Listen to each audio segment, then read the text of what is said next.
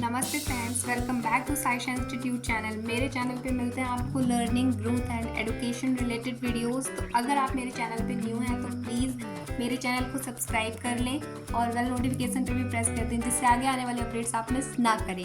चलिए अब हम अपना टॉपिक स्टार्ट करते हैं। आज हम पढ़ने वाले हैं the 7 C's of effective communication. तो अब हम इस टॉपिक को स्टार्ट कर रहे हैं और इस क्लास को कंप्लीट करने के बाद आप एक इफेक्टिव कम्युनिकेशन एंश्योर कर सकते हैं। So let's start. 7 C's हमारे ये रहे। First is clear, second is correct, third is complete, fourth is concise, fifth is concrete, sixth is coherent and the last is courteous। So one by one मैं आपको सारे explain कर देती हूँ और इसके बाद आपका जो कम्युनिकेशन स्किल है वो डेफिनेटली बेटर होगा। First one is clear. So be clear about the goal and the purpose of the message. आपको अपने जो भी गोल्स हैं, जो भी आपका मैसेज है, जो आप कन्वे करना चाह रहे हैं, उसमें बहुत ही ज़्यादा क्लैरिटी होनी चाहिए और आपको कॉम्प्लेक्स सेंटेंसेस या कॉम्प्लेक्स लैंग्वेज यूज़ करने की जगह पे आपको एकदम simple and easy and understood language का यूज़ करना चाहिए। इससे क्या होगा कि जो सामने वाला है, आप जो भी कन्वे करना चाह रहे हैं, वो उसको ठीक से समझ पाएगा। मैं आपको एक एग्जांपल देती हूँ। जैसे कि अगर आप कहना चाह रहे हैं कि we need to implement an comprehensive strategy for project management, इसकी जगह पे आप क्या कह सकती हैं? ये थोड़ा सा कॉम्प्लेक्स हो गया। इसकी जगह पे आप क्या बोल सकते हो? We need a clear plan for managing the project. देखिए, ये भी आपने वही बोला, बट इसकी जो लैंग्वेज है वो ईजी थी, तो सामने वाले को क्लैरिटी होगी। आई होप आपको ये क्लियर है। अब नेक्स्ट है कंसाइज।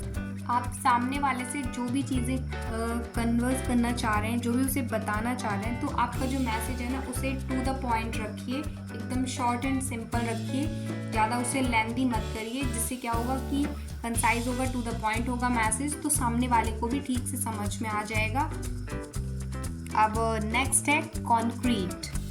आप जिसके साथ भी कम्युनिकेट कर रहे हैं तो अपने मैसेज को लेकर के बहुत ज़्यादा क्लियर रहिए एंड आपको बहुत ज़्यादा डिटेल्स नहीं देनी है। डिटेल्स देनी है बट बहुत ज़्यादा डिटेल्स नहीं देनी। क्या होता है, बहुत ज़्यादा डिटेल्स देने के चक्कर में ना कभी कभी जो इम्पॉर्टेंट डिटेल्स होती है ना, वही मिस हो जाती है। तो आपको कॉन्क्रीट रहना है, अपने मैसेज को लेके क्लियर रहना है एंड जो इम्पॉर्टेंट पॉइंट्स हैं सिर्फ वही आपको बताना है।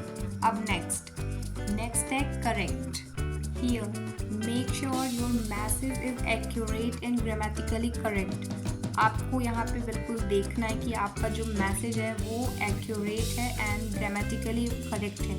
खासकर जब ये रिटन कम्युनिकेशन की बात आती है, तब जब आप किसी को कोई चीज़ लिख करके भेज रहे हैं, कोई ईमेल लिख रहे हैं आप या कोई लेटर लिख रहे हैं, समथिंग लाइक दैट, तो आपका जो ग्रामेटिकल पार्ट है, जो आप उसमें बता रहे हैं, जो आपकी इन्फॉर्मेशन है, that should be very clear. तो इस चीज़ का आपको ध्यान रखना है और इस चीज़ में आपको हेल्प कर सकती है प्रिपरेशन। आप पहले से ही सारी चीज़ों के लिए प्रिपेयर कर लीजिए। आप जिस भी टॉपिक पे बात करना चाह रहे हैं, तो या फिर जो भी आपको किसी और को भेजना है, तो आप पहले से उसकी प्लानिंग कर लीजिए और उसके बाद आप उस पर काम करिए, तो डेफिनेटली इट विल वर्क। तो आपको ग्रामेटिकली भी करेक्ट होगा एंड इन्फॉर्मेशन भी आपकी एक्यूरेट होगी। अब next is coherent. Make sure your message flows well and laid out logically. आपको इस चीज़ का बहुत ज़्यादा ध्यान रखना है कि जो भी आपके पॉइंट्स हैं वो आपके मेन टॉपिक से लिंक्ड होने चाहिए। ऐसा ना हो कि आपको बात कुछ और करनी थी और आप चले कहीं और गए। तो इन सारी चीज़ों के लिए आप पहले से प्री प्लान कर सकते हैं। बट एज इफ मैं आपको ये बता रही हूँ कि जब आप बोल रहे हो, किसी से बात कर रहे हो, किसी से कम्युनिकेट कर रहे हो, तब के लिए मैं आपको बता रही हूँ। तो तब आप जैसे बात करने पे तो इंसान ऐसे होता है ना कि कुछ बोल देता है चीज़ें, थोड़ा सा जैसे लंबी अगर बात खिंच गई अगर, तो लेकिन ये मैटर करता है कि आप किससे बात कर रहे हैं। मतलब ये आपका फॉर्मल कम्युनिकेशन है या फिर इनफॉर्मल कम्युनिकेशन है। जैसे अगर आप कॉर्पोरेट में हैं तो अगर बॉस के साथ है तो वो थोड़ा सा फॉर्मली रहता है। अगर एम्प्लॉयज़ के साथ है, मतलब आपके कॉलीग्स के साथ है, तो तब आपका इनफॉर्मल कम्युनिकेशन रहता है। तो उसके अकॉर्डिंग आप देख लेंगे। बट देन टू जो भी आप जिससे बात करना चाह रहे हैं, तो आपका जो मैसेज है वो मेन टॉपिक के ही पास होना चाहिए, मेन टॉपिक के साथ लिंक होना चाहिए। एंड इसके साथ ही आप क्या करेंगे कि आप एक ना स्ट्रक्चर बना लीजिए अपने कम्युनिकेशन के लिए, जिससे कि वो आपको हेल्प करेगा। तो आपकी जो कम्युनिकेशन है वो टू द पॉइंट होगा और इधर उधर की बातें कम होंगी। अब नेक्स्ट देखिए, नेक्स्ट है कंप्लीट। जब भी आप किसी से कम्युनिकेट कर रहे होते हैं ना, तो जो आपका जो मैसेज होता है ना, तो वो एकदम कंप्लीट होना चाहिए। मतलब ऐसा नहीं होना चाहिए कि आप किसी से कुछ बात कर रहे हैं या फिर किसी को कुछ लिख करके भेज रहे हैं और उसके मन में इतने सारे डाउट्स हैं। इसका मतलब ये है कि उसके दिमाग में जो है आप कहना चाह रहे थे, जो आपको बोलना था, जो आप कम्युनिकेट करना चाह रहे थे, वो उसे क्लियर नहीं हुआ है। दैट्स वाई ही और she is having lots of question. तो आपको क्या करना है, इंश्योर करना है कि जो आप बताना चाह रहे थे अगले को, तो वो उसे पूरी तरह से अंडरस्टूड है, उसे क्लियर है। इस बात का आपको ध्यान रखना है। ओके, अब हम नेक्स्ट देखते हैं, courteous. Your message should be polite, friendly, professional and open. आप जब भी किसी से कुछ बात कर रहे हैं, किसी को कुछ कन्वे कर रहे हैं, कम्युनिकेट कर रहे हैं, तो उस टाइम पे आपको क्या करना है, आपका जो मैसेज है ना, वो आपको अगले के पॉइंट ऑफ व्यू से सोचना है कि आपका जो मैसेज है वो मतलब बहुत ज़्यादा पोलाइट होना चाहिए, फ्रेंडली होना चाहिए, प्रोफेशनल होना चाहिए। Let's take an example. अगर जैसे मैं बोलूँ, एग्जाम्पल दे रही हूँ मैं आपको, तो जैसे अगर मैं ये कहती हूँ कि you didn't do this correctly, तो आपको सुनने में शायद ये अच्छा नहीं लगेगा। बट अगर मैं इसकी जगह पे ये बोलूँ, here's how we can improve this together, तो ये आपको सुनने में अच्छा लगेगा।